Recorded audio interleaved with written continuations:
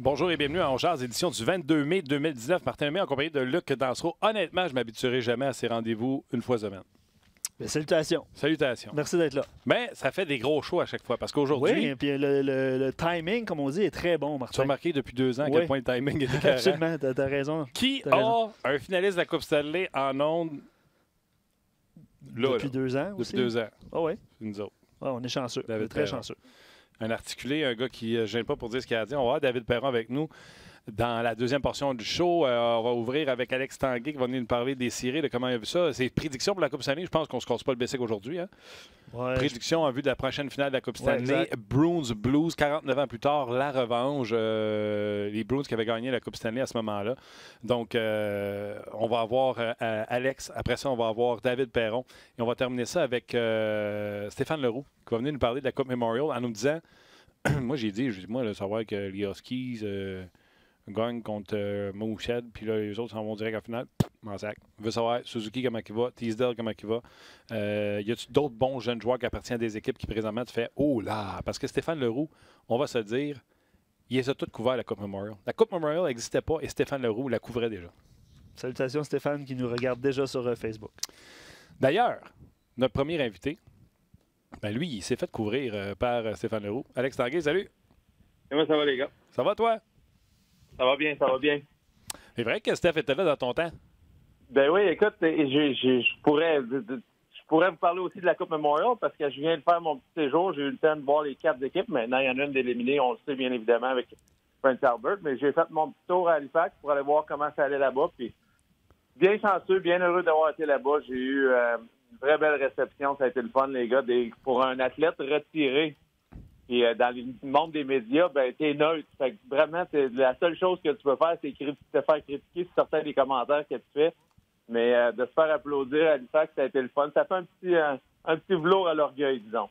Oui, hein, c'est le fun, puis c'est valorisant, mais ça te fait vieillir. Oui, bien ça, écoute, ça fait partie du temps. Quand tu approches mon âge avec mon manque de cheveux et plein de différentes affaires, je me sens bien que mes meilleurs jours sont en arrière de moi. Mais non, écoute, ça a été le fun. Ça a été le fun de voir la nouvelle vague, la nouvelle génération, parce que, tu sais, pour moi, je couvre les actualités de la Ligue nationale. Je me vois, et je vois beaucoup de matchs de la Ligue nationale en personne, à la télévision. Mais quand tu vois du junior live, de voir l'amélioration des jeunes, de voir le développement au fil des années, des coachs de développement d'habilité, de plein de différentes choses, de voir le niveau de talent qu'il y a dans la Ligue junior au Canada, vraiment, ça a été le fun pour moi. Tu sais, un joueur qui t'a impressionné, c'est un peu les sujets qu'on va porter avec Stéphane. Il y a beaucoup été question de Nick Suzuki, mais y a-tu un gars, 2 gars que tu as fait comme wow, OK, lui, il va pogner le prochain niveau, là? Meilleur joueur que j'ai vu sur la glace dans les 4 équipes, il n'y a pas de doute pour moi, c'est Noah Dobson. Noah Dobson, il a un bon coup de patin, il a une belle tête de hockey, il est capable de jouer dans les 2 sens de la patinoire, apporte beaucoup d'attaques, beaucoup de transitions. J'ai vraiment hâte de voir pour moi quelle va être sa période de développement, parce que c'est sûr que jouer pour Barry Trotz et Lou Lamoriello, il va avoir besoin l'an prochain de stabiliser ou d'être bien être capable de jouer défensivement, parce qu'avec le système et le demande de respect du système de Lou et de Barry Trotz, j'ai hâte de voir comment il va s'ajuster à ça. Est-ce que ça veut dire qu'il va passer un petit peu de temps dans les mineurs? Possiblement, peut-être, mais pour moi, c'est un talent exceptionnel. C'est un défenseur qui va être sur une première paire de défense dans un avenir rapproché dans la Ligue. OK. Noah Dobson, on prend ça en note. Tu sais aussi qu'il y a des rumeurs à ton sujet que tu voudrais diriger ou t'impliquer à la direction d'une équipe junior. Tu as envie de commenter? Ben écoute, Martin, c'est drôle parce que je faisais une interview puis on parlait de mon temps à Halifax et mon séjour. Et puis c'est drôle comment les choses sont faites. Puis il y a un journaliste qui m'a demandé, la question était simplement, est-ce que tu veux revenir ou est-ce que tu aimerais ça coacher ou diriger dans la Ligue de hockey junior majeur du Québec ou ailleurs? Puis la réponse est bien évidente. C'est sûr qu'à un moment donné, tu peux pas partir de joueur et avoir ce niveau de compétition-là, puis tout à coup, tu prends ta retraite, puis cette compétition-là disparaît dans toi. Fait que je pense que n'importe qui aurait été posé cette question-là l'aurait répondu de la même manière. Maintenant, est-ce que c'est imminent? Est-ce que c'est dans un avenir rapproché? Bien honnêtement, je le sais pas. Je le sais pas. J'adore ce que je fais. Je voulais apprendre à communiquer, qui est une base importante vraiment dans la Ligue nationale aujourd'hui, dans au niveau junior aussi, parce que le hockey, tu dois être capable, avec les jeunes d'aujourd'hui, de leur expliquer dans un court laps de temps comment faire les choses, pourquoi. Tu dois donner des raisons, tu dois les valoriser aussi, puis le sentir qu'eux autres, ça va être bon pour leur développement, eux autres. Fait qu'il y a un aspect psychologique, un aspect communication qui est important. Puis avec ce que je fais présentement, ben ça me donne la chance de continuer d'apprendre dans ce domaine-là. Fait que oui, moi je vois ça comme un petit peu une manière de rester impliqué dans le hockey, mais aussi une manière de me préparer si un jour je décide de faire un move. Mais ce move-là, il n'y a pas de temps. Est-ce que ça peut arriver dans un avenir rapproché? Oui. Est-ce que ça peut arriver dans un avenir éloigné? Oui. Est-ce que ça peut ne jamais arriver puis continuer à travailler dans le monde des médias ou dans d'autres choses? Écoute, j'ai pas de plan précis. Fait que les commentaires qui ont été faits, il ne faudrait pas partir en peur avec ça tout de suite parce que je pense pas que c'est pour tout de suite. Parce que Luc et moi, on sait que tu aimerais ça continuer à faire les médias à tout jamais parce que tu adores nous parler sur le podcast. Mais au niveau, j'ai vu les salaires qui se donnent maintenant au directeur gérant. Tu es peut-être mieux de viser GM. Écoute, on verra en temps et lieu qu'est-ce qui est pour le mieux. Mais non, j'aime le monde hockey. Il n'y a pas de doute là-dessus. Puis j'en ai jamais fait de cachette. Puis je m'en ferai pas de cachette. C'est un amour qui partira jamais. Y a-tu j'arrête après, je veux parler des séries, mais y a-tu un chemin qu'il faut prendre? Faut-tu que tu passes par junior majeur, impliqué dans les directions pour gérer une équipe de hockey, ou tu peux faire comme Mathieu, passer de lui, son après-carrière, c'était dans les affaires, puis là, connaît quelqu'un, puis il se ramasse assistant à Tampa. Pourrais-tu être aussi appelé par un ex-coéquipier ou une connaissance, puis sauter direct, ou tu dois absolument passer par les juniors, tu penses? Oui, écoute, chaque cheminement est différent. Tu regardes le parcours de Mathieu. Tu as parlé de Mathieu Darche. Tu sais, Mathieu, il était grand ami avec Julien. Donc, veut pas, tu sais, sa connaissance en business, sa connaissance aussi de la CBA par le fait qu'il a travaillé avec l'Association des joueurs lors des dernières négociations de la convention collective, fait en sorte qu'il y avait déjà un background là-dessus. C'est sûr que d'être familier avec les personnes, il y a 31 directeurs gérants présentement à la Ligue nationale, il y a 31 entraîneurs-chefs. De connaître quelqu'un, d'être proche de quelqu'un, est-ce que ça change la donne? Est-ce que ça change la situation? Certainement que ça change la situation. Sinon, écoute, il n'y a pas de chemin nécessairement particulier. Certains des joueurs l'ont fait commençant, gravitant les bas de l'échelle à partir de la Ligue nationale. D'autres l'ont fait allant au niveau junior. Fait que je ne sais pas s'il y a un parcours ou il y a un chemin qui prédécrit où tu t'en vas ou comment tu vas le faire. Mais pour moi, là, j'ai pas de... Jusqu'à date, là, je peux te dire bien honnêtement que j'ai pas d'itinéraire, mais c'est quelque chose que j'aime, donc peut-être qu'un jour, c'est quelque chose qu'on va regarder à faire. OK, j'ai menti. Je vais prendre la question d'un auditeur avant de switcher à la Ligue nationale de hockey. Du temps qu'à parler de junior, peux-tu demander à Alex qui pense de Suzuki pas hier, j'étais habitué de faire ça tous les jours, le podcast. La semaine passée, on a eu André Tourigny, et lui, il l'a comparé à un Ryan O'Reilly. Fait que, qu'est-ce que penses-tu de Suzuki si tu as eu la chance de le voir, entre autres, à Halifax? Bien, j'ai une bonne opinion, puis j'ai une très bonne opinion d'André Tourigny. J'ai eu la chance de l'avoir comme entraîneur au Colorado. Donc, je peux te dire que son évaluation de Nick Suzuki, je la trouve très, très bonne. Parce que quand je regarde Nick Suzuki, puis pour les fans de Montréal, on l'a vu l'an passé un petit peu au camp d'entraînement. On l'a aussi vu cet hiver au championnat du monde junior. Puis la plupart des partisans québécois, comme un petit peu moins, on l'a pas vu son cheminement au cours de la saison dans la Ligue junior de l'Ontario. Mais de ce que j'ai vu dans le match que j'ai vu, puis j'ai regardé même hier soir, il était à la télévision ici aux États-Unis, j'ai trouvé que c'est un excellent tête d'hockey. Il a des mains extraordinaires. Tu sais, quand la rondelle arrive sur sa palette, sa rapidité d'exécution peut être très vite parce qu'il y a une réception, de ce côté-là, il est capable d'avoir la vitesse. Maintenant, la question que j'ai pour Nick Suzuki, puis la question que plusieurs auditeurs vont avoir, quand ils vont commencer à le regarder, c'est est-ce qu'il peut être un centre au niveau de la Ligue nationale au point de vue physique? Parce que comme un petit peu Ryan O'Reilly, pas nécessairement le plus vite, pas nécessairement le plus fort, mais ce que Ryan O'Reilly était capable de faire au niveau de la Ligue nationale, c'est d'être capable de trouver un moyen de gagner ses batailles 1 contre 1, c'est d'être très, très bon sur son bâton. Est-ce que Nick Suzuki va être capable d'apporter ça? C'est la question. Puis c'est la question que j'ai posée aussi à son entraîneur, Scott Walker, qui est un ancien joueur de la Ligue nationale que j'ai côtoyé à Halifax un petit peu, puis je lui ai parlé de Nick, et puis c'est un excellent tête d'hockey, excellent quotient intellectuel, excellente main, excellente vision. Il y a beaucoup de beaux attributs. Maintenant, les habiletés physiques qu'il a, est-ce qu'il va être capable de les améliorer? Puis à quel point ça va lui permettre d'être un joueur dominant ou un joueur peut-être un petit peu plus moyen dans la Ligue nationale? Ça reste à déterminer, mais Il a un potentiel exceptionnel. Et s'il améliore son physique, sa rapidité, sa force, il n'y a pas de doute que ça va être une force dans la Ligue nationale parce que son hockey IQ est aussi bon que n'importe qui que j'ai vu au niveau junior. OK. Je pourrais tourner autour du pot en disant hey, hein, belle série, Sharks, Blues, puis qu'est-ce que t'as aimé, puis un tel est-tu bon, puis papa. Mais c'est pas mon genre. La question tout de suite, au lendemain de la finale de l'Ouest, qui gagne la Coupe Stanley? Ta prédiction, parce que c'est la question qu'on pose aux gens. D'ailleurs, répondez en grand nombre. Pas juste Saint-Louis en 6, mais pourquoi? Oui, bon point, Martin, parce qu'il y a beaucoup de Boston réponses. 7, Boston 6. Ça. C'est parce que c'est difficile de dire oui. Danny dit Boston en 7. Ça veut rien dire. Danny, pourquoi tu dis Boston en 7? Alex, qui gagne la Coupe Stanley? Pourquoi? Écoute, mes prédictions depuis le début des séries éliminatoires, ils ont été de manière bien honnête, très ordinaire. Mais pour moi, je pense, les gars, que quand tu commences à penser à ces deux équipes-là, tu regardes devant le filet Binnington et puis Tuukka Rask, la manière dont Tuukka Rask, j'adore Binnington, mais la manière dont Tuukka Rask joue depuis le début des séries éliminatoires, je suis obligé de te dire que le penchant va probablement du côté des Bruins de Boston. Après ça, tu regardes la défensive. J'ai été tellement impressionné de la défensive et puis de l'ajustement que Craig Berube était capable de faire contre la série contre les Sharks de San Jose, de mettre Colton Parayko, puis de trouver une façon de toujours l'avoir contre la meilleure unité de l'autre côté, complètement neutraliser Logan Couture à partir du match numéro 3. Oui, on sait que Logan Couture a marqué le but égalisateur en fin du match numéro 3, mais souvenons-nous que Parayko n'était pas sur la glace. Le reste du temps, quand Parayko était sur la glace contre la grosse unité des Sharks, contre Couture, contre Myers, il les a complètement neutralisés. J'adore ce que les Blues font collectivement au point de vue défensif. Peut-être que je lui donne le penchant de ce côté-là.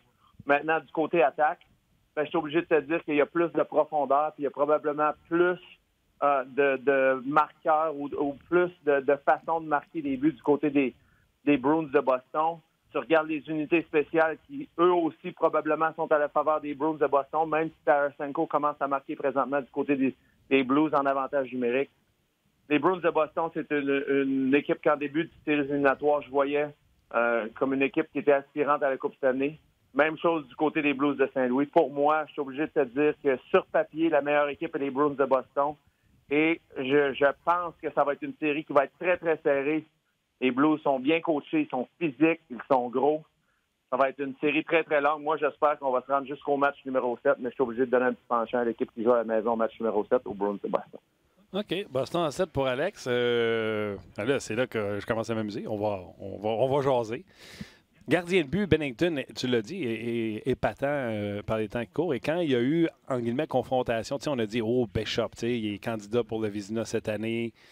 C'est pas écroulé, au contraire. Il a même été physique, le coup de bâton qu'il a donné à Bishop, etc. Fait qu'à date, avec le peu d'expérience qu'on voit de Binnington, réagit très bien à la pression, ne semble pas vouloir s'écrouler.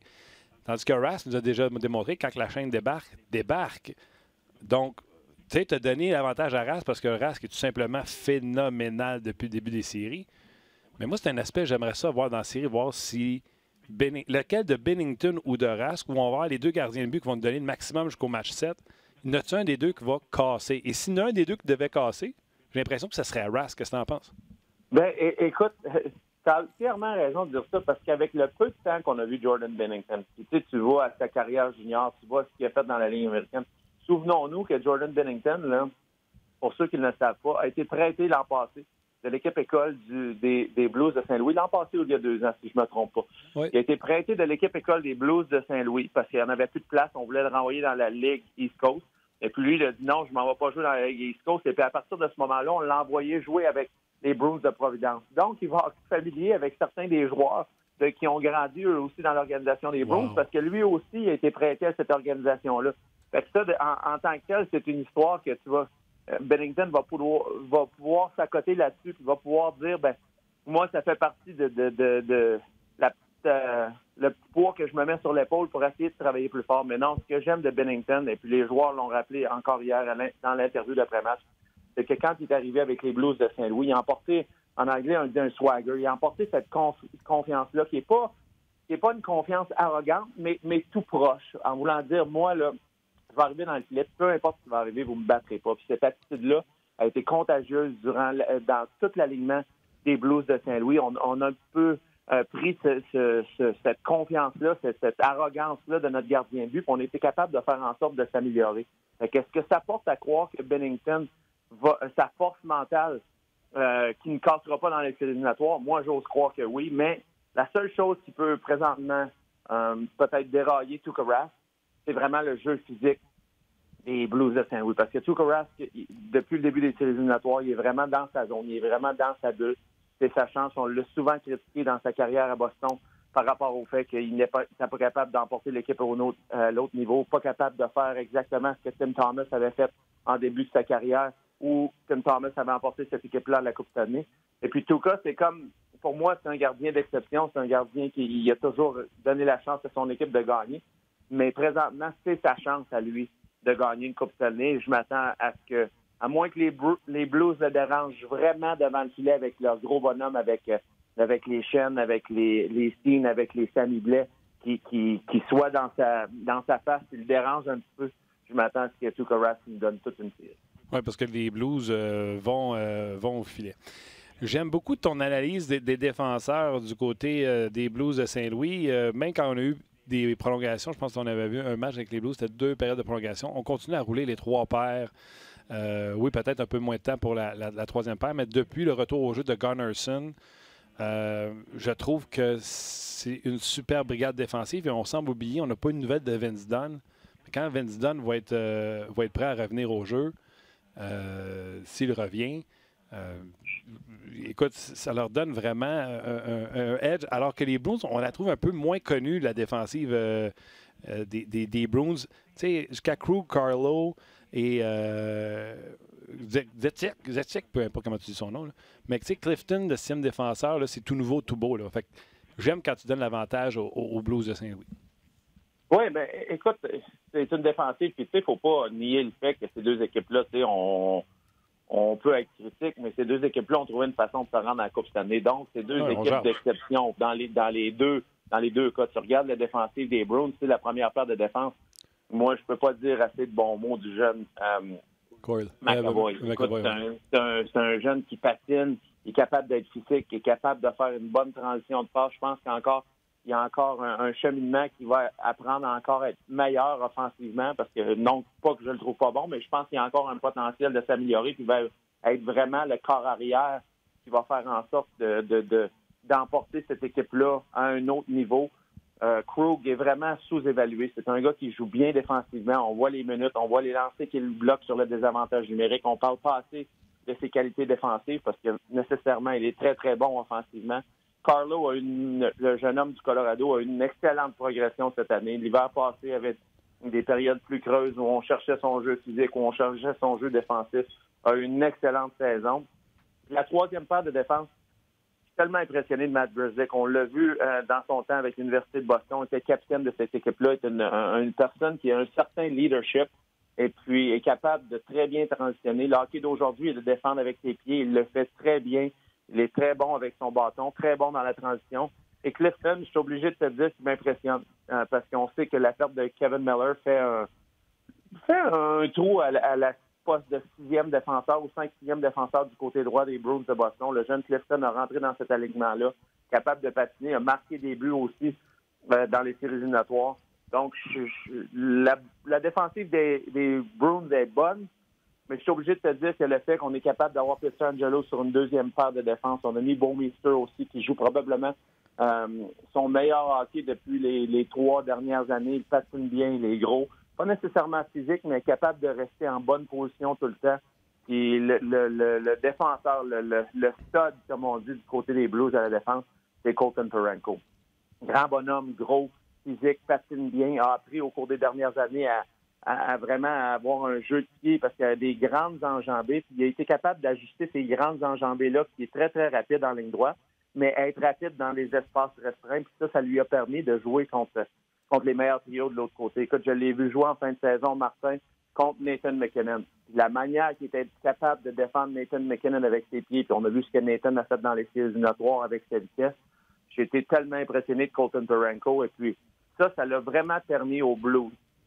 Puis pour moi, Alex Pietrangelo est un défenseur d'exception, mais je suis pas sûr qu'il était capable de défendre les top joueurs de l'autre côté. Ça y a enlevé des minutes. Tu trouves-tu des fois, Pietrangelo, l'an passé, surtout, là, il était 27, 28. Ça a permis de diminuer ses minutes et d'avoir un Pietrangelo plus efficace. Bien, absolument. Tu regardes, je vais te nommer comme exemple, un des défenseurs qui a le plus de minutes dans la Ligue nationale au cours des 10 dernières années, c'est Ryan Suter. Et Ryan Suter, la seconde que Scott Stevens est arrivé comme coach de défenseur avec le Wild du Minnesota, ce qu'on a fait, c'est qu'on a réduit ses minutes de 28 à 25. Avec ces 25 minutes-là, ses points ont augmenté dramatiquement. Son plus et moins a augmenté dramatiquement parce que nécessairement, il était capable de bouger. Puis il ne voulait pas conserver son énergie, donc il y avait plus d'énergie à jouer. Tu fais ça avec Pietrangelo et tu regardes la manière dont cette année, au cours de ces minutes réduites, comment ça lui donne la chance d'aller de l'avant puis de joindre l'attaque, puis comment plus efficace il a été. Il y a une différence énorme. Certains défenseurs peuvent le faire au cours d'une période de temps rapprochée, mais quand tu joues des grosses minutes, à un moment donné, il va y avoir des périodes de temps où tu fais des erreurs. Chris Letang est un des meilleurs défenseurs, selon moi, dans la Ligue nationale. Est-ce que Chris Letang, à 25 minutes, est un meilleur défenseur que Chris Letang à 29 minutes? Il n'y a pas de doute là-dessus parce que ses jambes sont plus effectives. Mais, veux pas, quand tu es entraîneur, tu veux mettre des fois tes meilleurs joueurs un petit peu plus, mais le fait d'avoir deux atouts comme Pietrangelo et ton gros défenseur, pour moi, le gros défenseur défensif de cette équipe-là est Parayko, ben, ça leur donne ça permet à Craig Berube, à Mike Van Ryn, le coach des défenseurs, d'avoir des joueurs frais et dispo qui donnent un meilleur rendement ou une meilleure poussée quand ils sont sur la glace. C'est le fun parce que là, tu parles, puis tu sais, je salive, tu sais, il va y avoir un défenseur à grande portée du côté des Bruins en Chara qu'on va essayer de faire jouer contre le meilleur trio adverse avec McAvoy. Puis là, au côté, tu viens d'en parler, Parayko, un autre grande portée qu'on va sûrement essayer de matcher face au trio de Bergeron. Mais justement, on va en parler de l'attaque, parce qu'une unité spéciale, je suis d'accord avec toi, là, les séries, ça débloque. Par contre, pour les Blues, comme tu l'as dit, Tarasenko, en plus, semble vouloir reprendre son air d'aller. Puis le meilleur marqueur des deux équipes, peut-être Pasternak, Tarasenko, c'est vraiment les deux meilleurs. Mais j'ai envie de regarder et de comparer les trios avec toi. Si jamais on a un affrontement trio de Bergeron-Marchand contre O'Reilly-Perron, c'est deux dieux de la mise en jeu. Ces deux gars qui sont excellents sur le 200 pieds. On parle de Bergeron et d'O'Reilly. Selon moi, Bergeron est un meilleur joueur offensif qu'O'Reilly, malgré qu'il a planté 70 points. Perron, plus créatif peut-être de la gang, plus impliqué Marchand, qui a récolté 100 points. Juste cet affrontement-là de ces deux trios, puis tu as Samy Blais qui s'amuse à piocher tout le monde. Crème, juste là, tu as un affrontement que tu fais, hey, je ne veux pas manquer ça. Et je veux voir si c'est ce que Berube veut, faire jouer O'Reilly contre Bergeron. Mais je ne suis pas sûr que Cassidy va vous dire ben moi, c'est ce que je veux. Peut-être que Cassidy va essayer de le mettre contre Schenn et Schwartz. J'ai hâte de voir ça. Ben moi, je pense que tu as raison. Je pense que tu as raison du fait que quand tu regardes du côté des Bruins de Boston, moi, si je suis Bruce Cassidy, si je suis Jay Pandolfo, si je suis leur personnel d'entraîneur, je regarde les trios de l'autre côté. Quel est le meilleur? Parce que du côté des Bruins, et avec Patrice Bergeron, Pasternak et Brad Marchand, on les fait toujours jouer contre la meilleure unité de l'autre côté. Ouais. Et la meilleure unité offensivement. Fait que du côté de Berube, c'est sûr qu'on aimerait savoir Ryan O'Reilly parce que lui et David Perron, ils connaissent vraiment, tu sais, ces deux joueurs d'expérience. Ils sont capables de jouer des deux côtés de la patinoire. Ils sont capables aussi de faire jouer des minutes dans la zone défensive contre la meilleure unité de l'autre côté parce que c'est des joueurs qui sont capables. David est excellent à protéger la rondelle, à garder la rondelle en fond de territoire, à faire des petits jeux. Même chose du côté de O'Reilly qui est tellement intelligent. Puis le X-Factor, si on veut, de ce trio-là, c'est Samy Blais. Samy Blais, il a été une machine à faire mal aux Sharks de San Jose avec ses épaules, son jeu physique, driver le but, créer de l'espace pour les autres joueurs.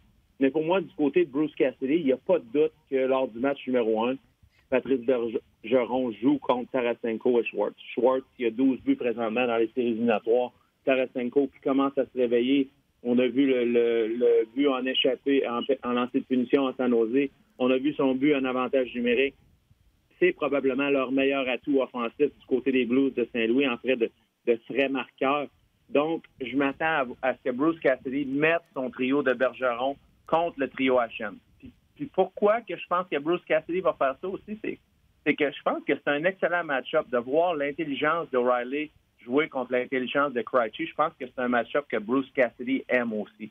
Parce que du côté de cette unité-là, on a un DeBrusk qui est fort physiquement, On a un David Backes qui est un petit peu comme Sammy Blais, capable d'être ce joueur avec cette implication physique. Fait que moi, je vois Bruce Cassidy peut-être y aller plus de ce côté-là.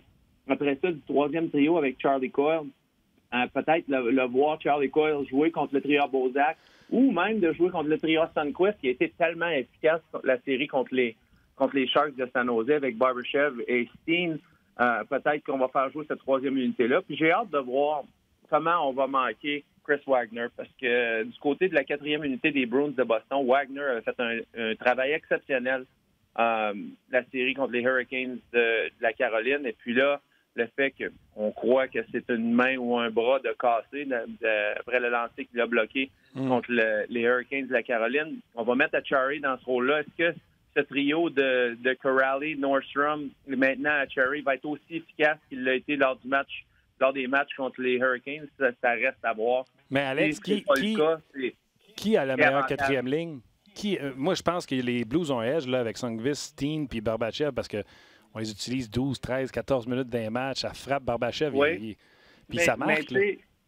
Martin, quand on parle, moi, je pense que Cassidy va probablement jouer son troisième trio, le trio de Coyle contre le trio de Sundqvist. Donc, le trio de Coyle est capable de jouer les minutes physiques. C'est un gros bonhomme. On avait besoin de ça avec Heinen et Johansson qui sont capables d'apporter beaucoup d'attaques contre le trio à Sundqvist. Moi, je pense vraiment le trio qui peut être le X-Factor du côté de faire la différence du côté des Blues est vraiment le trio du jeune Shen. Pas du jeune Thomas avec Bozak et Maroon. Ouais. Parce que si on le match contre le trio Acciari de l'autre côté, il n'y a pas de joueur sur la glace qui est capable d'apporter autant d'attaques. Puis on le voit depuis le début des séries éliminatoires. On l'a vu encore hier dans un match décisif. Le jeune, comment il y a de la présence, comment il est capable d'aller dans les gros moments puis lever sa game. Le jeune Thomas qui a fait une passe encore hier. On a vu ce qu'il avait fait lors du match numéro 7 contre les Stars de Dallas. Je pense que c'est un jeune avec son expérience du junior à la Coupe Memorial à Équipe Canada. C'est un jeune qui me laisse porter à croire que si on lui donne des minutes contre un quatrième trio de l'autre côté, peut-être que ça va être l'avantage à Berube parce que je pense qu'il a tellement de potentiel, il a tellement de talent que peut-être qu'il peut faire un ou deux jeux dans cette série-là qui vont peut-être faire la différence sur la décision de cette série-là. Le jeune Thomas, moi, je pense qu'avec Bozak, ils peuvent être vraiment un trio influentiel du côté des Blues de Saint-Louis. Tu vois, par contre, Thomas, je pense que les Blues sont tout le monde est magané rendu là, mais je pense que Thomas, Steen et Sundqvist, c'est peut-être les joueurs les plus maganés du côté des Blues de Saint-Louis. Mais écoute, je regarde ça, les match-ups, j'en vois partout. Puis en plus, le meilleur ami de Perron, c'est Backes. Fait qu'il risque de s'affronter. Bien, il risque de s'affronter absolument. Puis, on parlait beaucoup de Joe Thornton de jouer contre les Bruins de Boston. C'est une des histoires avant la finale. Maintenant, c'est vraiment retourné vers Backes qui retourne un petit peu chez eux. Tu penses au temps au long temps où il a été capitaine des Blues de Saint-Louis. Quelle présence il avait dans cet alignement-là. On décide de ne pas le signer, où il est allé signer un gros contrat avec les Bruins de Boston. Puis peut-être un contrat un petit peu à long terme, peut-être surpayé pour ce qu'il t'apporte présentement sur la patinoire. Mais depuis qu'il a été un joueur laissé dans les gradins depuis le début des séries, il est revenu. Il a eu un gros impact sur la série contre les Blue Jackets parce qu'il était capable d'emporter son jeu physique qui a donné un petit peu un boost aux Bruins de Boston qui nécessairement n'a pas la même physicalité que certainement les Blues de Saint-Louis ont. Mais David Backes, c'est un joueur qui emporte ses épaulettes, qui emporte des mises en échec, qui emporte un jeu physique. Donc, certainement qu'il va avoir un bon impact sur le dénouement de cette série-là. En tout cas, j'ai hâte de voir ça. Tu n'as pas parlé des coachs? Qui est le meilleur coach?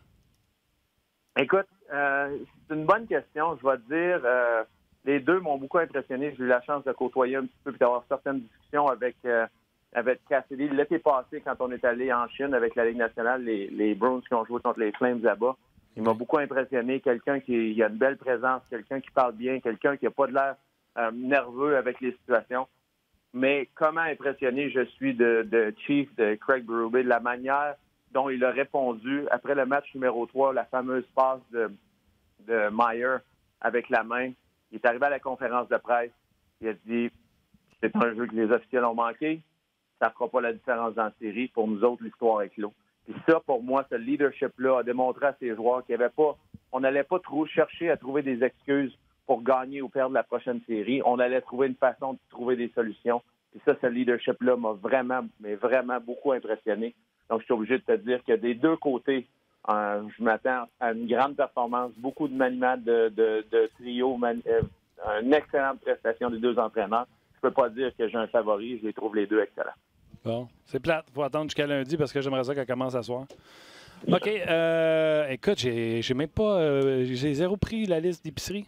Patrick Roy, rapidement, rapid fire. Ça veut dire que tu as 10 secondes chaque réponse, OK?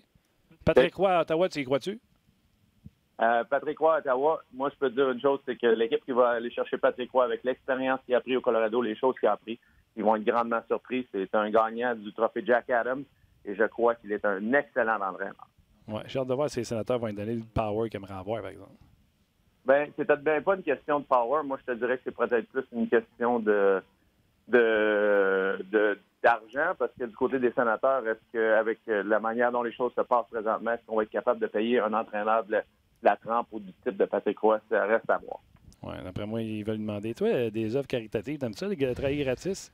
Dave Tippett à Edmonton, tu y crois-tu? T'aimes-tu ça?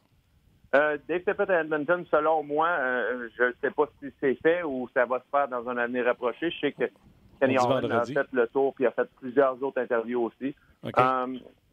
Dave Tippett, c'est quelqu'un qui apporte beaucoup de très bon avec les joueurs défensifs, très bon avec son système, tout ça. J'ai hâte de voir comment ça va marcher avec ses joueurs offensifs parce que c'est un gars qui est très, très, très défensif. Donc, il y a des points d'interrogation là pour. OK, puis je termine avec Carlson, San Jose. Oui, non. Et sinon, est-ce que tu es n'importe quelle équipe, le Canadien inclus, est-ce que tu sors 10 millions par année pour Erik Karlsson?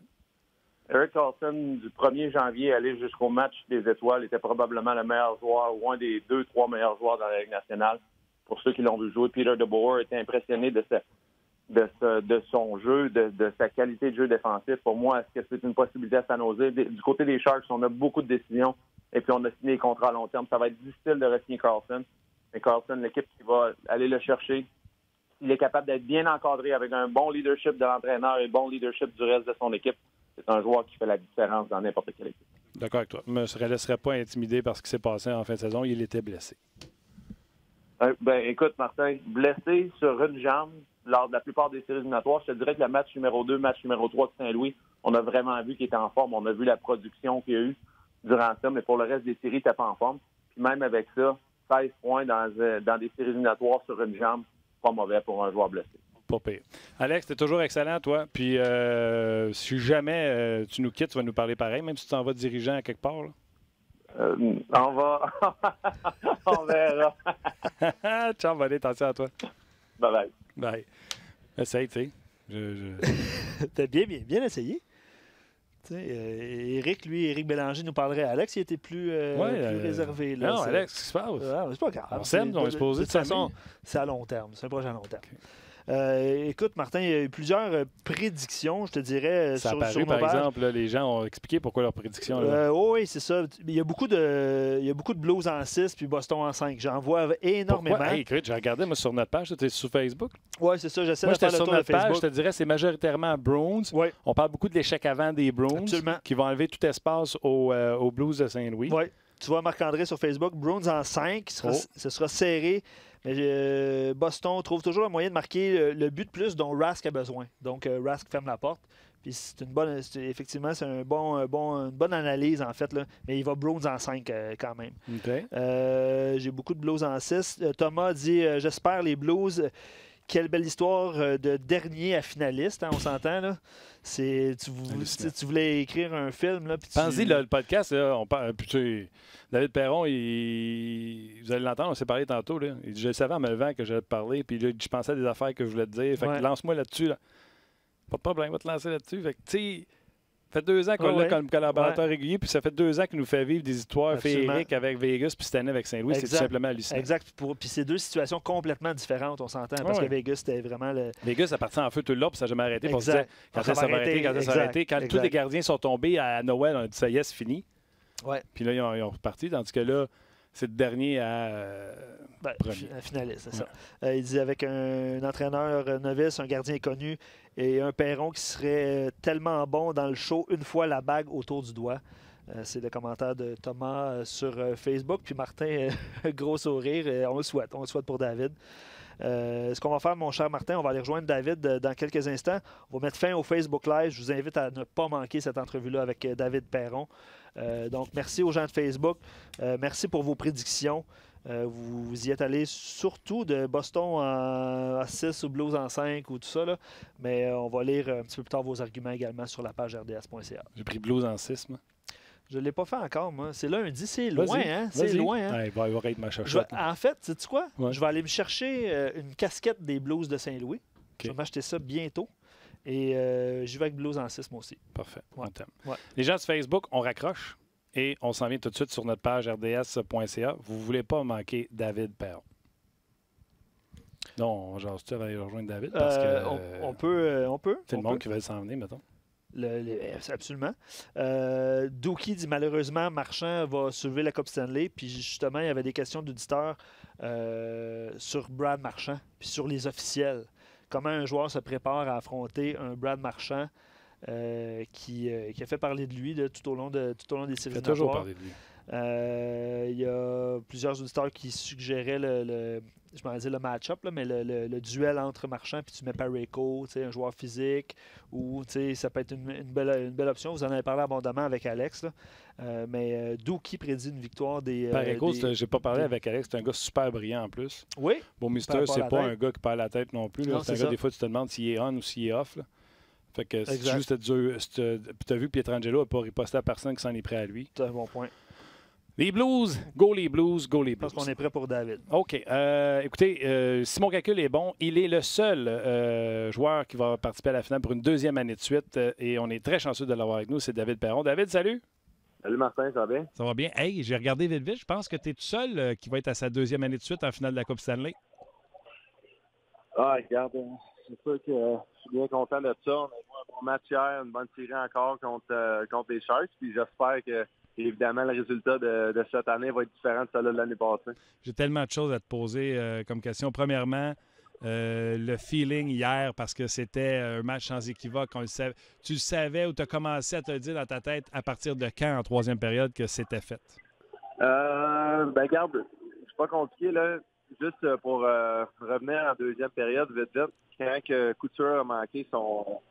Tu vois, avec la déviation, puis Parayko a dégagé le demi-cercle. C'est un jeu énorme pour nous, puis encore plus quand on a marqué un bon avantage numérique, le but de Braden Chen.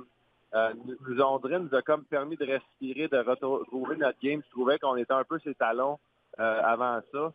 Puis, évidemment, là, en troisième, j'ai trouvé qu'on a quand même joué une bonne période, étant donné notre avance. Puis, quand le but de Bozak est rentré, là, c'est là que je savais qu'on avait comme tué leur volonté un peu. Puis, on savait qu'on allait avancer. Oui, le but de Bozak, c'était un gros but. Shen aussi, ça y a fait du bien parce que tout le monde parlait dans les médias que ça faisait longtemps qu'il n'avait pas marqué. Tout le monde contribue. Mais toi, encore 2 points hier. Déviation sur le premier but à Blais. Par ta réaction, parce qu'ils ont donné le but à Télévision, ils ont donné le but à Blais, puis j'ai dit, crime, je suis pas sûr, parce qu'on voit à peine la déviation, même à super ralenti. Mais par ta réaction, je pensais que c'était toi qui avais scoré. Oui, ben c'est drôle parce qu'il y a une couple de mes chums proches qui m'ont texté en me niaisant un peu avec ma célébration. Donc, c'était spécial parce que j'ai célébré, je me suis enviré, puis je voyais personne autour de moi. J'étais comme... Là, il se passe quoi? Jamais, moi, je l'avais détenu. Tu sais, quand tu scores dans un match important de même, on dirait, tu sais, c'est vague. Là, tu penses pas trop à ce que tu fais, ça se fait un peu tout seul. Puis oui, effectivement, sur la reprise, on a comme vu une reprise sur ralenti tout après le but, nous autres en haut sur le Jumbotron. Puis on voyait clairement le lancer. Honnêtement, il allait à l'extérieur du filet en plus. Il a dévié sur mon bâton à rentrer. Évidemment, c'était pas une déviation... calculé de ma part, mais évidemment bien content que ça allait rentrer. Puis garde, juste pour créditer aussi Samuel, là, pas juste sur ce jeu-là, mais sur sa série en général. Il s'est amélioré de match en match depuis qu'il est rentré dans l'alignement. Très physique pour notre équipe, mais quel j'aime. Il joue avec la rondelle de plus en plus. On commence à faire des jeux. C'est impressionnant quand même pour un jeune joueur comme lui. Oui, puis pour finir la parenthèse sur Samuel Blais, François Gagnon écrivait un papier sur lui ce matin sur le rds.ca. Il mentionnait que lui, quand il a été repêché en 2014, Armstrong, il expliquait comme quoi qu'il avait pris une chance parce qu'il n'était pas gros, etc. Puis il y a eu une grosse différence dans la dernière année dans son jeu, dans son développement physique et son développement de la game. Effectivement, puis je pense que c'est ça qui, des fois, il va ramasser une coupe de gars que personne ne s'attend à ça. Même si on est dedans, là, on commence à s'en attendre. Mais les joueurs, l'autre bord, ils pensent que c'est un plus petit joueur hockey. Pour vrai, c'est quand même rendu un gros bonhomme. Il est imposant plus qu'on pense. Puis, regarde, il déplace les gars pas mal là, avec ses mises en échec. Puis, regarde, il joue du très bon hockey. Faut retourner quand même à la décision de Craig Berube au match numéro 6, je pense, contre Dallas, de l'insérer dans l'alignement. Tu sais, c'est une énorme décision qui jouait un peu notre saison. Là, puis, regarde, faut lui donner crédit. Puis c'est quand même impressionnant parce que je pense qu'il a coaché Sam à Chicago dans la Ligue américaine. Il a coaché Bennington, plein de joueurs de même. Puis je pense que c'est ça qui a donné confiance de l'insérer dans l'alignement. J'aime ça. Parle-moi de ta game un peu. Je sais que tu vas rester humble là-dedans, mais tu sais, tu as le premier but, tu as la passe sur le but de Bozak, comme tu l'as dit, que c'est le but qui permet de respirer l'équipe. Il y a d'autres séquences. À un moment donné, je pense que c'est un changement de chiffre. Tu as les 2 pieds plantés à l'intérieur, à la ligne bleue. Puis je pense que c'est Songvis qui était resté dans le fond de territoire, puis que tu lui as donné une passe à la palette qui était tout seul devant le gardien de but. Encore une fois, tu as été parmi pas mal tous les dangers, puis des replis défensifs solides à part ça. Ben merci, c'est apprécié. Regarde, la différence entre ma game cette année en série et l'année passée, c'est que je me sens bien aussi. L'année passée, je ne pouvais pas trop en parler ouvertement, mais je me sentais pas bien. Je retournais d'une blessure. Sans la nommer, je pense qu'il y a beaucoup de monde qui sont conscients c'est quoi que j'ai délai avec dans ma carrière jusqu'à date. Puis c'est extrêmement difficile de se réveiller à chaque matin le lendemain d'une game puis avoir l'impression qu'il y a un train qui t'a passé dessus. Puis après ça, de trouver l'énergie, puis de retourner pour le match suivant, puis d'encore jouer une game physique, etc., etc. Ça s'additionne sur ton moral, puis tout. Tout ça pour dire que cette année, je me sens extrêmement bien en général, c'est ça qui est important. Puis garde, oui, ma game, c'est d'amener une certaine patience au travers tout ce qui se passe. Tout le monde est nerveux, tout le monde est stressé. Le jeu à Sundqvist, c'est un exemple que évidemment, là, s'il marquait là, ça allait faire l'effet un peu comme le but de Bozak. C'est la même chose sur le but de Bozak, de faire des petits jeux de même quand que tout le monde est porté à l'envoyer dans le fond du territoire facilement ou de l'envoyer au filet sans trop penser. Selon moi, c'est des jeux de même que ça prend pour continuer d'avancer en série. Puis je suis content d'avoir été capable de l'exécuter. Puis t'es frustrant, tu sais, t'es sur une fin de chiffre à m'emmener, là, puis je le vois que tu t'en vas pour tout changer. Puis on dirait que tu vois que tu as une opportunité d'enlever la rondelle. Je me souviens plus c'est qui les Sharks. Tu t'es penché à la tête, 3 coups de patin, tu y as enlevé le puck, en guillemets, avec arrogance. Tu l'as donné à ton défenseur, tu es allé changer. Hey, il est baveux même dans ses replis, Esprit. Ouais, ben regarde. C'est pour faire ça pour l'équipe. Puis ça, c'est des décisions d'équipe que on en parle. Hein, des fois, ça va paraître, OK, le joueur prend la décision de rester, mais je pense qu'en tant qu'équipe, on parle de la façon qu'on doit changer, de laisser un joueur, surtout comme une équipe comme San Jose, tu as Brad Burns, tu as Eric Carlson, c'est sûr qu'il n'a pas joué hier, mais ils relancent l'attaque vite. On l'a vu même sur leur but qu'ils ont marqué, c'est un breakaway, une belle passe de leurs joueurs, qu'ils ont essayé de nous avoir une couple de fois de même. Puis c'est de quoi que consciemment on faisait, on changeait au bon moment, on changeait intelligemment, on laissait tout le temps un gars du côté éloigné de notre banc, si tu veux, pour justement essayer d'empêcher leur quick-up, d'avoir des relances rapides. Puis regarde, ça a fait une petite différence. Plein de choses à discuter. La dernière fois qu'on s'est parlé, c'était dans la série. Tu venais d'aller en chercher une à San Jose. Puis on se disait, finalement, tu sais, on sent les Blues être revenus dans la série. Parce qu'au premier match, on trouvait que les Sharks étaient rapides. Et là, domination totale dans le match 3. Mais ça finit avec cette histoire-là de passe avec la main. Raconte-moi, qu'est-ce qui s'est passé après? Ou si tu veux même me parler du match ou ce que vous avez dominé, mais qu'est-ce qui s'est passé dans le vestiaire après quand vous avez perdu ce match-là? Regarde, je l'ai mentionné quand la décision contre Vegas est arrivée. Puis c'est la même chose pour nous autres en bout de ligne. C'est sûr que nous autres, on a eu du temps pour se rattraper, tandis que Vegas, c'était le match numéro 7.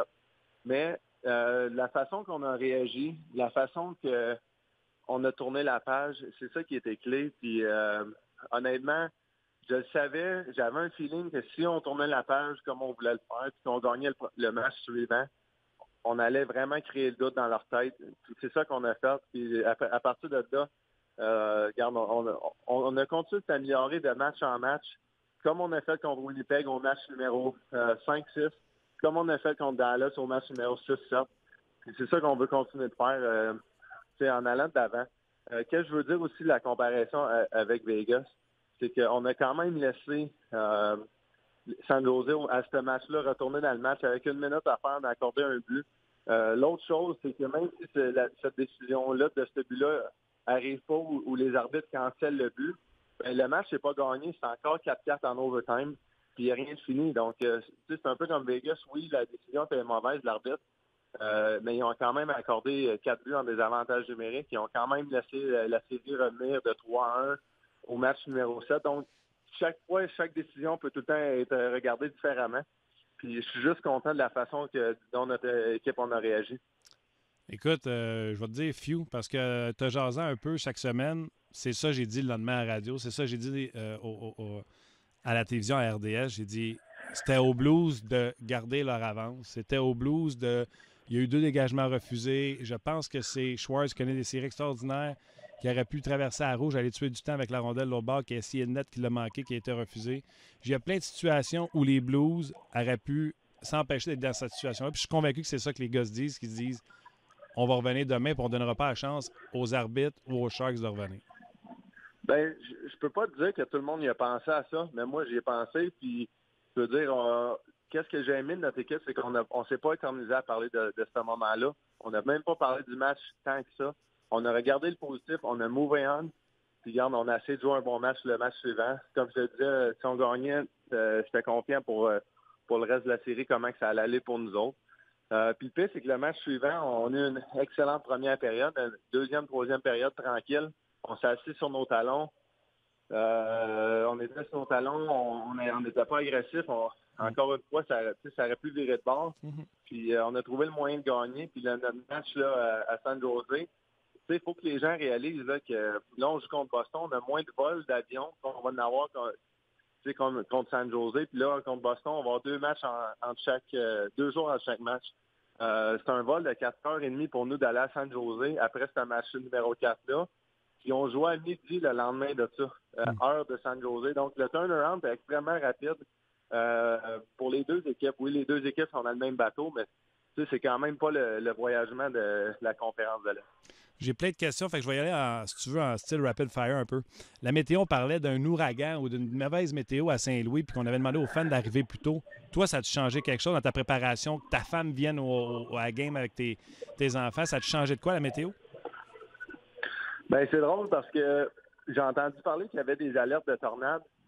Puis je regarde jamais dans les estrades pendant le match. Mais tu sais, je sais que ma famille sont assis. Puis j'ai regardé, ils sont pas là. Fait que là, j'ai comme, bon, tu sais, c'est sûr que j'étais focusé sur le match, mais j'ai dit, crime, j'espère que tout va bien, parce que je savais qu'il était en route vers le match pendant que l'alerte de tornade est arrivée. Donc, je fais jamais ça, là, mais j'ai été voir mon téléphone, moi, si j'avais des messages, puis finalement, tout était beau.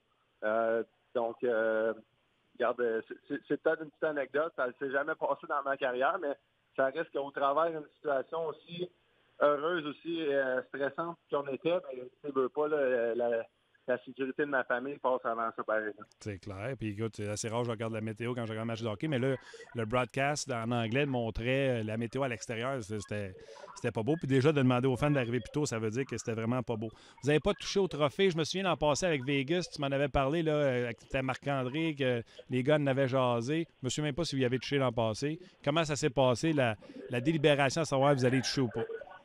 L'année passée, on a pris le trophée, on l'a amené dans la chambre, on a pris une photo avec. Puis Washington ont fait la même chose. Donc, clairement, ça n'a pas changé de quoi pour le gagner parce que les deux ont fait la même chose. Ça a donné que cette année, c'est la même affaire. Personnellement, je suis content d'avoir fait ça différemment juste parce que, justement, l'année passée, on l'avait pris. Superstitieux, tu vas dire oui puis non. Tu sais, je pense que je crois à ma routine. Puis quand il y a de quoi qui marche, c'est sûr que je n'irai pas changer ça. Donc, si tu veux, oui, c'est un petit peu superstitieux peut-être de ma part, mais en même temps, je sais que ça ne changera pas le résultat final de ce côté-là. Puis j'ai vu une photo un matin de ça, justement. Ça a fait un super beau résultat. Puis encore plus beau quasiment que je trouvais notre photo l'année passée, je la trouvais incroyable. d'être dans l'aréna avec tous les partisans en arrière de nous autres, c'était le fun. Oui, moi aussi, je la trouvais belle, la photo. D'ailleurs, parlons-en des fans. Ça faisait 6 minutes et demie qu'ils restaient au match. Tout le monde était debout. Ça ne s'est jamais assis. Ça finit sur Gloria. Je pense que c'est la chanson que vous jouez dans le vestiaire quand vous rentrez. Parle-moi de ces 6 minutes-là, puis parle-moi de Gloria. Gloria, regarde, je sais pas si tu sais toute l'histoire, comment ça a commencé, mais ça a donné que c'était la soirée avant le premier match de Bennington à Philadelphie. Moi, j'étais pas là. En fait, j'étais à une autre place avec O'Reilly et Pat Maroon ce soir-là. On était voir le football des Eagles de Philadelphie. Puis certains des gars, ils étaient dans un autre endroit. Ils regardaient le match avec des chums qui connaissaient Philadelphie dans un petit endroit. Puis ça a comme donné que la chanson a passé, je pense, dans le bar où les gars étaient. Mais c'était pas un bar, c'était juste un restaurant comme lounge. Puis ça a donné que la chanson a passé. Puis les Eagles, je pense qu'il y avait du succès ce match-là. Puis il y a quelqu'un qui a crié dans cet endroit-là, on remet la musique à chaque fois qu'ils font un bon jeu. Puis je pense que ça a resté comme collé de même. Honnêtement, je ne sais même pas l'histoire à 100%, mais c'est une affaire de même. C'est aussi banal que c'était. Puis le lendemain, Steen, il s'est blessé lors de ce match-là. Puis quand on a gagné le match, il a décidé de mettre la chanson juste pour rire dans la chambre, comme la chanson de victoire. Puis ça a comme resté de même. Puis là, l'équipe, tranquillement, pas vite, bien évidemment, on a collé des victoires, on a collé du succès. Puis ça a fait que, regarde, l'histoire de Gloria, ça a commencé de même. Donc, il n'y a pas grand-chose à dire que ça. Tu as ramassé la rondelle, mon pas superstitieux. Tu as fait quoi avec? On a notre rack, là, que, justement, on ramasse toutes les rondelles de victoire, puis on les met là. Donc, un petit fait intéressant pour les partisans, c'est que notre rack il était pas mal vide cette année. Puis là, avec le nombre de victoires qu'il nous reste à avoir, la dernière rondelle qu'on a besoin d'avoir serait la rondelle qui viendrait d'en rajouter une de trop sur notre rack. Donc, ça serait quand même une fin assez drôle parce que, évidemment, notre rack à victoire, il est prévu pour une 65 victoires, peu importe comment. La dernière, ça serait celle de trop. Donc, c'est vraiment intéressant. Puis on espère vraiment de finir ça et de trouver un endroit spécial pour cette dernière rondelle-là. OK. La différence entre les Blues de cette année et les Knights de l'an passé?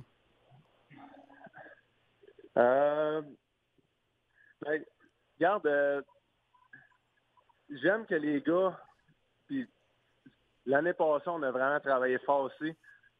J'ai juste l'impression qu'avec la saison magique qu'on avait vécue, on pensait, en tout cas, moi, c'est le feeling que on n'a pas joué du bon hockey en finale, puis c'est sûr que j'étais déçu de ça. J'aurais aimé ça moi-même jouer mieux que j'ai joué. Mais j'ai comme eu l'impression qu'on pensait que ça allait peut-être se faire tout seul. Sans vouloir trop emphaser sur ça allait se faire tout seul, il ne faut pas exagérer non plus. Là. Mm-hmm. Mais tu comprends que j'essaie de dire. Très bien. Puis j'ai l'impression que les gars, un gars comme Jay Bouwmeester, un gars comme Steen, Pietrangelo, ils ont tellement investi dans cette organisation-là, de temps moins inclus. Plusieurs gars que c'est la même chose, on est dans le même bateau, puis je sens que les gars ont encore faim. Tu me parlais des 6 dernières minutes hier. Quand ça a fini, moi, je sais pas pourquoi, mais j'avais le goût que la prochaine série commence. Oui, j'étais content, mais j'avais pas si envie de célébrer ça que ça. Donc, j'ai vraiment hâte que la série contre les Bruins commence. Crime lundi, c'est épouvantable. Regarde, imagine, si on allait au match numéro 7 à San Jose, on prenait l'avion évidemment aujourd'hui, puis de San Jose, après le gagnant de cette série-là, aller directement à Boston, ça allait été un vol de 7 heures environ, je pense, donc ça aurait été incroyable. Oui, j'avoue. OK, 2 dernières, mais j'avoue que tu risques de développer, mais je pense que au réseau anglais, on me racontait ça ce matin. Doug Armstrong serait descendu à un moment donné dans le vestiaire cette saison. Puis on raconte que il ne vous a pas trop ramassé, mais il a dit qu'il y avait trop de talent dans cette équipe-là pour être 31e. Puis en sortant du vestiaire, ça a l'air que c'était le classement qui était là. Puis il aurait dit, enlevez le classement de là. À toute fois qu'il sort d'ici, il voit 31e. Mettez la Coupe Stanley à la place. Et on le voit quand que vous rentrez, la Coupe Stanley, on voit un gros cadre de la Coupe Stanley. Es-tu capable de me raconter cette histoire-là? Le cadre de la Coupe Stanley, il est là depuis le début de l'année. Donc, je sais pas cette histoire-là, ça a sorti de où. Deuxième affaire, je peux le croire que Armstrong ou Berube, on a un classement, oui, plus proche que où les joueurs on change. C'est vrai qu'à un moment donné, on l'a enlevé. Peu importe qui a pris la décision, c'est peut-être Armstrong, c'est peut-être Berube. Moi aussi, je crois à ça, que quand tu vas tout le temps au classement, tu te vois dernier, On dirait, j'imagine que peut-être moralement, c'est difficile à voir. Moi, de mon côté, j'approchais un petit peu différemment. On dirait comme toutes les situations, des fois, j'ai une opinion différente, puis c'est correct de même. Je pense que les médias, oui, tout le monde voit notre saison comme un retour incroyable, mais il faut quand même se rappeler qu'au début janvier, on avait 5-6 matchs en arrière de beaucoup d'équipes. Donc, je pense que les joueurs, on a tout le temps gardé confiance que si on trouvait le moyen de virer ça de bord, gagner nos matchs en main, on allait se positionner dans les séries. Évidemment, il fallait le faire, puis on l'a fait. Mais moi, c'est de même que je vois ça, puis regarde, je suis content que ça allait changer, ça, c'est sûr et certain. On t'en rajouté une, que les médias cherchent des histoires. C'est là-dessus que j'ai fait ma chronique ce matin. L'histoire de la petite Leila Anderson qui vous suit, puis je termine avec ça. J'ai raconté à la radio ce matin ton rapport avec elle, comment que t'en es venu à être au courant qu'elle existait et qu'elle était une grande fan des Blues. Bien, c'est sûr que quand on voit les vidéos passer sur Twitter, toutes ces choses-là, il y a plusieurs situations même qui arrivent durant la saison. C'est sûr que c'est une situation très particulière. C'est incroyable d'avoir des partisans de même. Qu'ils vivent des moments difficiles dans leur vie.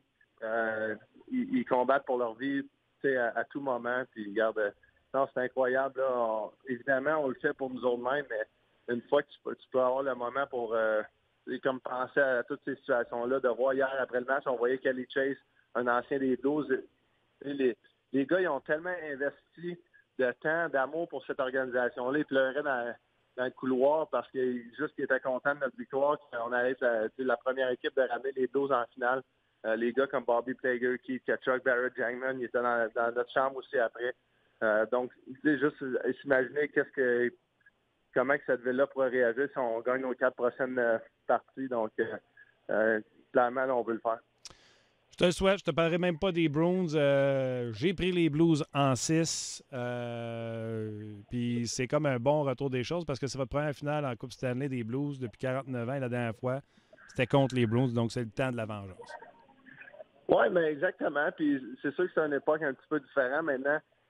Avec 31 équipes, beaucoup de parité dans la Ligue, c'est un moment spécial pour notre organisation, pour chaque joueur individuellement. Puis on va essayer de jouer notre meilleur hockey possible. C'est notre plus gros moment à vie. Puis le moyen de gagner, c'est comme on l'a fait depuis le début des séries, depuis la moitié de la saison, c'est de rester dans le moment présent, pas trop penser à ce qui se passe à l'extérieur de nous autres. Garder nos émotions là, assez tranquilles, pas trop de s'activer pour rien. Puis je pense que de cette façon-là, on peut avoir du succès. Tu vois, au Québec, à part les quelques fans des Bruins qu'il y a au Québec, tout le monde va prendre pour les Blues parce que tout le monde déteste les Bruins ou Brad Marchand. C'est drôle parce que c'est une des choses que je me suis réveillé un matin et j'ai pensé, sachant que j'allais te parler, que je vais parler à plusieurs médias aujourd'hui. Je me suis dit que les partisans des Canadiens, les partisans de hockey au Québec allaient être probablement du bord des Blues juste à cause du fait qu'on joue contre Boston. Donc, on va prendre tous les partisans qu'on peut avoir de notre côté, ça c'est sûr, certain. On te le souhaite. Puis tu le sais, souvent, il y a des gars de Sherbrooke qui nous écrivent sur notre page. Fait qu'ils veulent que tu ramènes la coupe dans leur coin. Fait qu'un gros merde, mon David. Ben, ça me fait plaisir, regarde, puis on va se parler au courant de la série. T'es fin, buddy. Yes, sir. Yes, sir. Merci, David. Quel gentleman. Déjà sur notre page Fantasy écrit merci David pour ton précieux temps. Je pense que l'ensemble des auditeurs dont jase s'entend pour dire que tu es un gars généreux et sympathique. Je vous le dis, là, on s'est parlé un matin, puis dans le timing du show, il disait je vais être au restaurant. Fait que je lui dis garde, on peut le faire plus tard ou se reprendre. Il dit non. Il dit en plus, la semaine passée, je t'ai juste donné 5 minutes. Tu te souviens, c'était Game Day. Jour de match, oui. Fait que j'ai dit, voyons donc, c'est pas grave, là, les 5 minutes. J'ai dit, j'étais juste content de t'avoir. Il dit, non. Il dit, on se fait un bon 20 minutes aujourd'hui. Fait que, puis, tu sais, on n'a même pas le temps de parler de Bacchus, des Bruins, rien de ça. Quoi rajouter? Ben, d'excellents commentaires que vous nous écrivez depuis le début de l'émission par rapport à David. Mais je pense qu'avant de lire ça, on va aller jaser avec Stéphane. Il est déjà en ligne. Yes, sir. Salut, Steph. Salut, Martin. Comment ça va? Ça va bien? Yes, ça va bien. Écoute, on laisse du côté de la Ligue nationale de hockey tout le plancher à la Coupe Memorial. Pas de match avant lundi pour la Coupe Stanley. Fait que, on va regarder ce qui va se passer du côté d'Halifax. Oui, effectivement. Ce soir, c'est le dernier match de la phase préliminaire. On retrouve les deux équipes de la Ligue junior majeure du Québec qui se sont affrontées déjà. En fait, ça va être le 7e match entre ces deux équipes-là en 3 semaines. Il y a eu une série de 6 matchs qui a couronné Rouyn-Noranda au terme d'une victoire de 4-2 dans la série finale. Et là, ce soir, on se retrouve. Et on va peut-être se retrouver encore en demi-finale ou en finale vendredi ou dimanche. Là, c'est ce soir que ça va se décider. En ce moment, Halifax est en meilleure position. Le fait qu'ils l'ont déjà emporté contre le Storm de Guelph par 2 buts, ça les place là. Une victoire ce soir d'Halifax. S'ils ont 3 victoires aucune défaite, ils s'en vont direct en finale. Si Halifax perd par 1 but ce soir, le genre 1-0, 2-1, 3-2, s'en vont quand même en finale. Si toutefois les Huskies devaient gagner par 2 ou 3 buts, là, ce serait Guelph qui s'en irait direct en finale. Et si les Huskies devaient gagner 4-0 ou 6-1 ou 7-2, bien là, c'est les Huskies qui s'en iraient en finale. Bien, les gens vont dire, ouais, 4-0, pas facile de battre Halifax 4-0. Je veux juste rappeler aux gens que c'est le pointage du match numéro 6 de la finale ici à Halifax. Les Huskies avaient gagné 4-0 contre les Mooseheads. Alors, eux, ce qu'ils veulent, c'est répéter la même chose, mais c'est sûr que ce ne sera pas évident.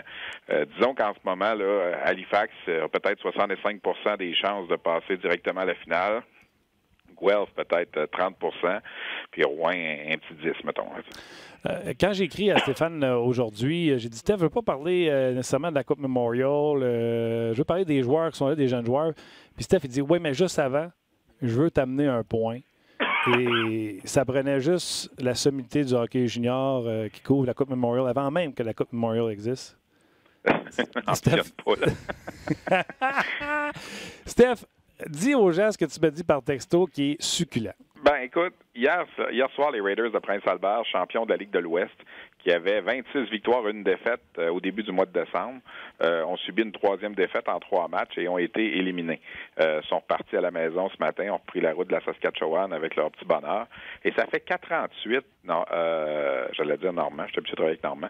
Ça fait 4-38, Martin, que les champions de l'Ouest sont 0-3 à la Coupe Memorial.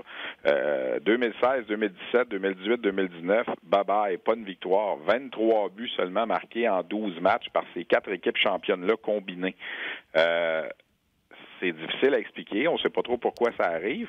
Et là, j'ai fouillé. Et même dans les déboires là, de la Ligue junior majeure du Québec, quand la Ligue a été pendant 25 ans sans gagner la Coupe Memorial, c'est jamais arrivé, ça.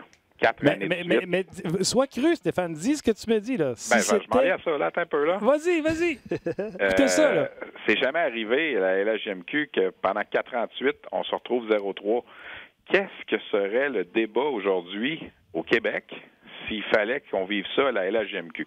Est-ce que là, on serait en train de remettre tout en question encore, de congédier Gilles Courteau, de parler du développement du hockey au Québec, comment ça n'a pas de bon sens, puis tout ça? Puis, tu sais, je veux dire, en même temps, il n'y en a pas d'explication à ça. Il n'y en a pas d'explication logique. Puis il y a des gens hier sur Twitter, parce que j'ai beaucoup interagi avec les gens hier soir là-dessus, à la suite de l'élimination de Prince-Albert, disaient, ouais, ben là, c'est justement, ils ont la Ligue de l'Ouest. Pourquoi d'abord ils continuent à avoir plus de joueurs repêchés qu'au Québec si on est meilleur à la Coupe Memorial? Ça n'a rien à voir. Ça n'a rien à voir.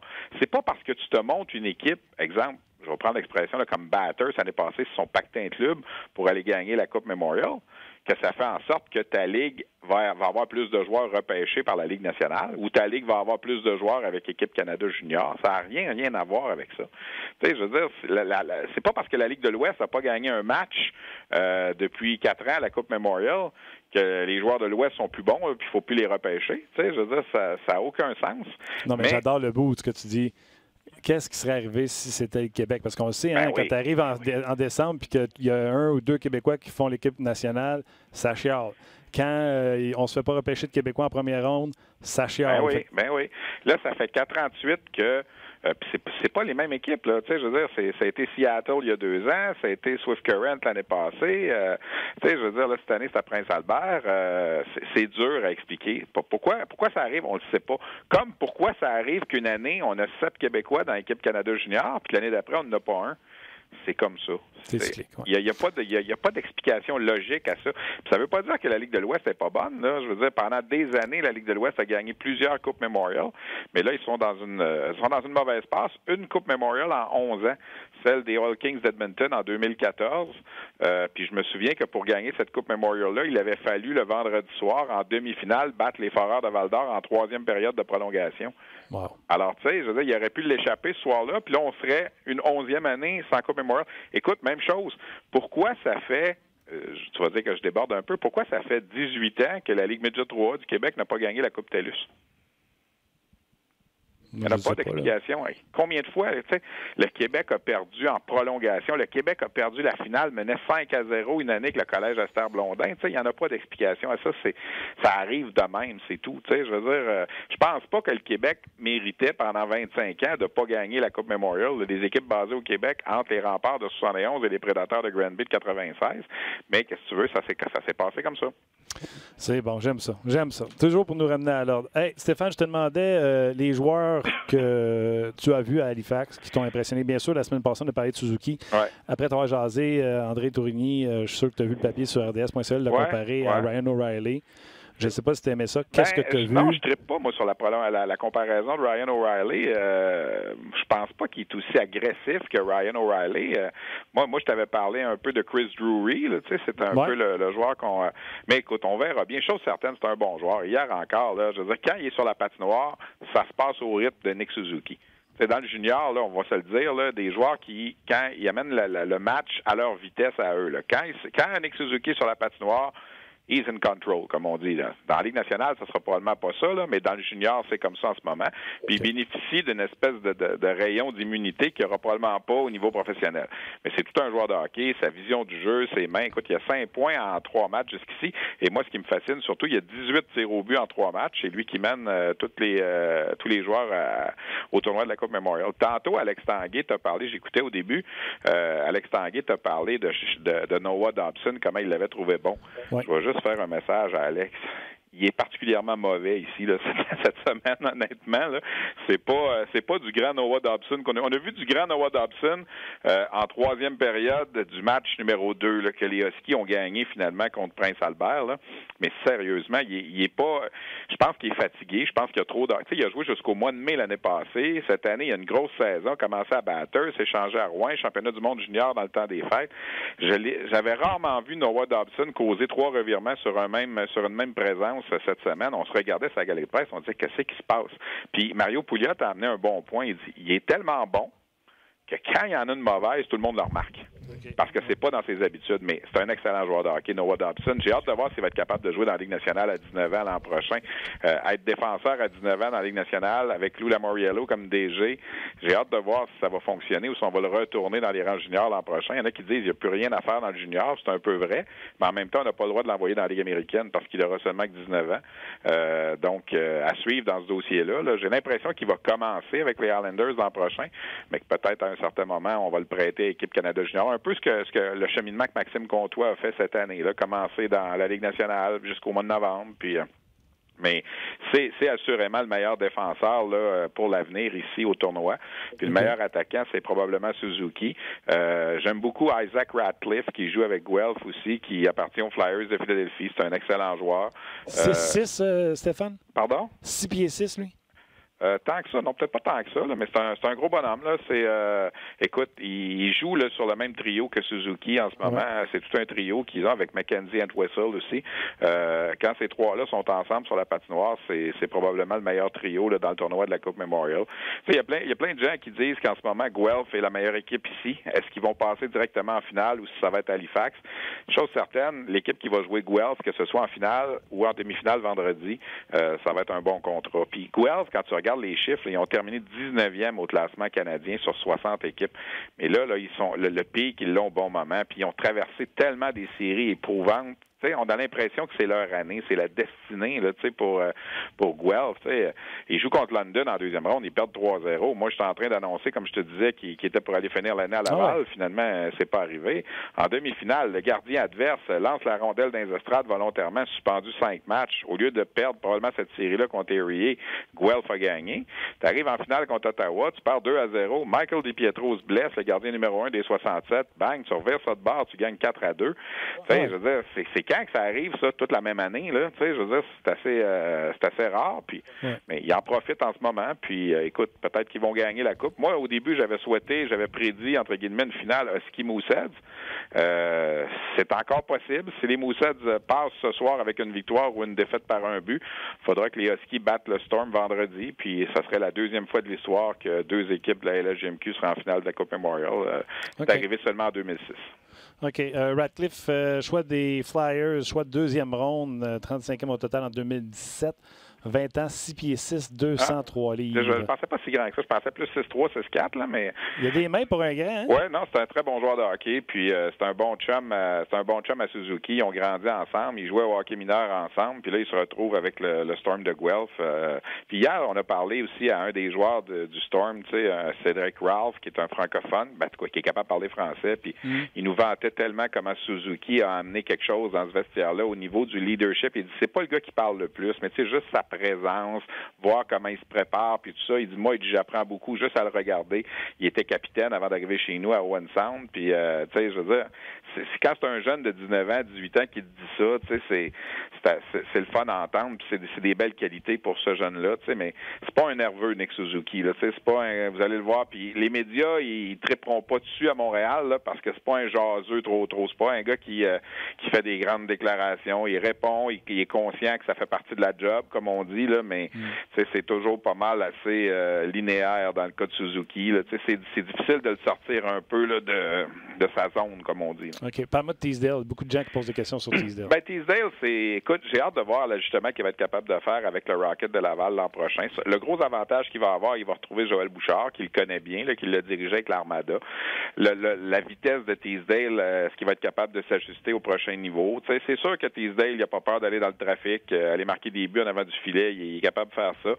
Il y a des joueurs dans le junior, puis j'ai deux exemples là, qu'on voit avec le Rocket de Laval. T'sais, Antoine Waked, qui a joué avec Rouen, compté 40 buts, n'a pas fait l'ajustement encore au niveau de la Ligue américaine après 2 ans.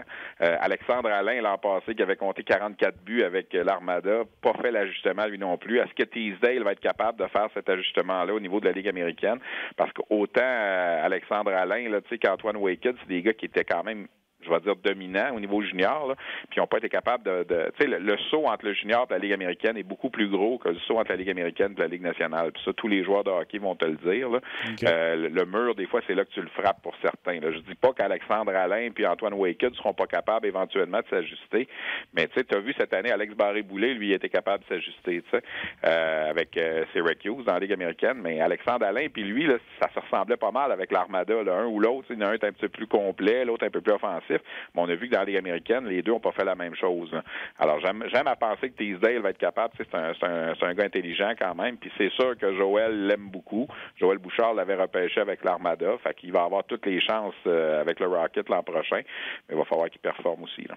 OK, un autre qui appartient aux Canadiens, Cole Fonstad. Mais écoute, il n'a pas été mauvais. Il a marqué dans le match contre les Huskies. Il n'a pas été mauvais. C'est un gars qui, dans la saison, il a amassé 1 point par match. Mais quand tu regardais les statistiques en série, il était plus là. Alors, on a posé la question à Mark Abscheid, l'entraîneur des Raiders, au début de la semaine.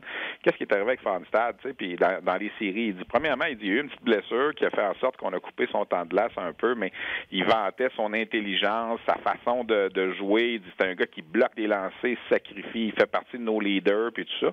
Puis à la Coupe Memorial, ici, il était un des meilleurs là, des Raiders à l'attaque. Il n'a pas été dominant, là, mais tu le voyais sur la patinoire. Puis, écoute, c'est un projet. Là, il n'est pas rendu encore. C'est un choix de 5e ronde, mais c'est un gars que le Canadien va continuer à suivre. Puis Abshire n'en avait que du bien à dire de lui, là, puis il parlait d'un bon kid, comme on dit. Nous, on y a parlé une fois ou deux, là, puis je pense qu'il aurait voulu en faire plus en séries éliminatoires, mais en même temps, c'est le genre de gars qui dit, gars, moi, l'équipe a gagné, là, que j'aie 3 points ou 23 points, je m'en contrefous, là. C'est vraiment l'équipe qui passe en premier, puis mais malheureusement, pour lui, là, le tournoi est fini, puis l'autre espoir du Canadien qui est ici avec Guelph, malheureusement, est blessé, Cameron Ellis, qui aurait probablement fait partie des bons joueurs du Storm aussi. Lui, il a dû être opéré, puis sa saison est terminée. Oui, non, je l'ai cherché, puis je voyais qu'il ne jouait pas. Ouais. OK. Écoute, c'est fantastique, Steph. Je te souhaite un bon week-end à Halifax. Avez-vous du beau temps là-bas? Et que c'est mauvais. Non? Ah, oui, hein? Ah non, c'est mauvais. Écoute, depuis le début de la semaine, c'est un peu le sujet de discussion. Là. Ça a l'air que le soleil va arriver demain, là, mais puis c'est parce que non seulement il fait pas beau, il fait froid, puis il y a plu beaucoup. Puis depuis le début de la semaine, c'est peut-être la seule chose là, qui fonctionne pas bien parce que les foules sont au rendez-vous. Là. Il y a 9000, 9500 personnes par match. C'est pas mal plein. Puis il y a une belle programmation là, pour les gens. Moi, je ne fais plus partie de l'âge de ces gens-là, là, mais qui veulent aller voir des spectacles extérieurs le soir, en fin de soirée, après les matchs. Là. Mais il y a une belle programmation au niveau de l'organisation ici, puis ça fonctionne rondement, puis tout ça. Puis mais malheureusement, la température, parce que c'est une superbe ville, Halifax, surtout au mois de mai, là, t'es sur le bord de l'eau, puis tout ça, tu te dis, on pourrait avoir une belle occasion là, de prendre des belles marches sur le bord de l'eau, mais je veux dire de quoi, je vois des gens se promener encore avec des foulards. Là. On arrive à l'aréna, puis les gens même nous le disent, ils comprennent pas parce qu'ils disent c'est pas comme ça habituellement. Puis je n'ai déjà fait une Coupe Memorial ici en mai 2000, puis j'avais que de très bons souvenirs. Là, il faisait super beau, mais là on n'est pas gâtés à ce niveau-là cette semaine. Oui, par 2000, tu sortais plus. Un petit peu, oui, j'avoue. Steph, prends soin de toi, c'est toujours le fun. Derrière, les gens font tout un show aujourd'hui. Alex, David Perron puis Steph Leroux, c'est complet. Donc, chapeau à toi. Mais merci beaucoup. Salut, boys. Ciao. Salut. C'était Stéphane Leroux. Ben, tu viens de le mentionner, plusieurs excellents commentaires. On va vous laisser là-dessus. Hein. Il est déjà 13h15 pour ceux qui nous écoutent en direct. Tu veux que je le fasse une fois par semaine? On va en faire un long. Sylvain dit on va souhaiter que David Perron n'ait pas la malédiction de Marian Hossa qui avait atteint la finale avec 2 formations différentes, se retrouvant les 2 fois du côté des perdants. Qui a fini par gagner, pareil. Effectivement, il dit si tel devait être le cas, alors on lui souhaitera à ce moment-là d'être comme Hossa qui avait soulevé la Coupe avec les Hawks un petit peu plus tard. Robert, son cœur est avec les Blues et l'excellent collaborateur David Perron, mais sa tête se doit d'y aller avec les Bruins qu'il déteste pourtant. Donc, Boston en 7 et la bonne nouvelle, c'est qu'il y aura du hockey jusqu'au 12 juin parce qu'effectivement, si la finale se poursuit, ça va aller jusqu'au 12 juin. Ouais. Il y a Sylvain qui ne comprend pas le parallèle entre Suzuki et O'Reilly. Oui, j'ai vu ça. Il ne sera jamais aussi complet selon lui. Je ne sais pas si tu voulais rajouter quelque chose là-dessus. Là, mais... Ben, j'allais dire à Sylvain, je ne sais pas s'il a pogné l'entrevue de Tourigny. C'est Tourigny qui a coaché O'Reilly, qui vient de jouer 6 matchs contre Suzuki. Et moi aussi, ça m'a surpris, mais quand lui me dit il est complet, Suzuki, 200 pieds, tu ne regardes pas le temps, powerplay, des avantages numériques. Je pense que c'est au niveau de la taille, hein, puis au niveau du jeu physique. C'est ça. O'Reilly, il n'est pas archi-physique, je le regarde. Là, c'est un protecteur de rondelles. Ouais. C'est un gars qui, tu sais, David nous a déjà dit, son bâton, là, c'est une gros barre. Là, il ne plie pas. Fait que, mais c'est un gars. Il plie pas. Non, mais je comprends très bien. Il revient tout le temps, puis il patine pas vite, là, mais tu le vois que il patine dans le sable, mais il a tout le temps. Les pieds bougent tout le temps. Là, on va dire, comme Tourigny a dit, toute la bullshit de coach, là, il l'a. Exact. Les patins bougent, il défend bien avec les pieds. C'est ça, c'est un peu là la comparaison. Ouais. Là, pas au niveau de la taille, effectivement. Puis de toute façon, ils ne sont pas du même côté. Puis tout ça, là, ça peut avoir un avantage ou un désavantage à un certain Sylvain parle de Paul Stachny. Il avait également parlé de Paul Stachny dans la comparaison. C'est vrai. Il rajoute Daniel Brière, là, qui pourrait être un non, mais c'est ça. Mais moi, je pensais que Suzuki, c'était plus ça. Un joueur offensif comme Daniel Brière. Ouais. Puis ce qu'on s'est fait expliquer, c'est non. C'est ça. Plus complet. Ouais. Et voilà, ça complète, mon cher. C'est tout. C'est excellent.